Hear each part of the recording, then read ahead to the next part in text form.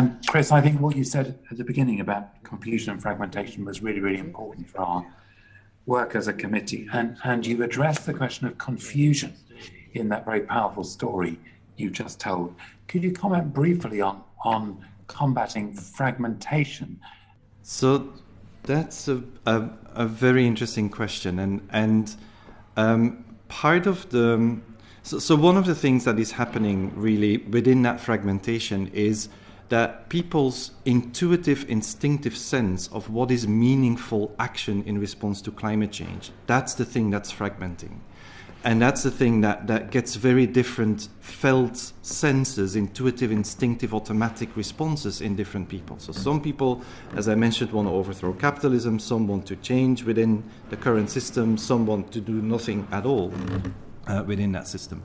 And that kind of like, I know what the right thing to do on climate change is okay if we then can abandon this idea that my solution is to the exclusion of other people. Mm-hmm.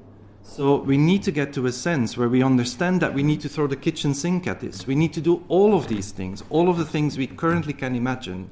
We need to be doing them in parallel. And some of us can get really enthusiastic about some of them.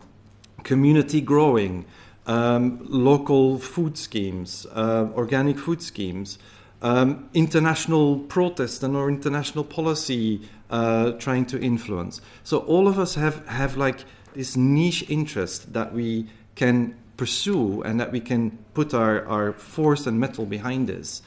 But if we then, on top of that, accept that we need to do all of these things in parallel, that we need pluralism of that kind of action approach, that would be the way to start combating that fragmentation.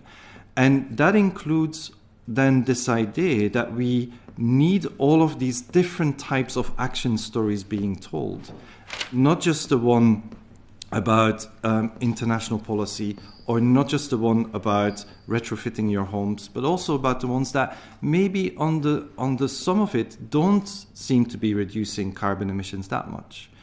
So some people want the actions that reduce the most carbon emissions as the ones that we're all promoting. Other people want things that bring communities together as the things that we're promoting.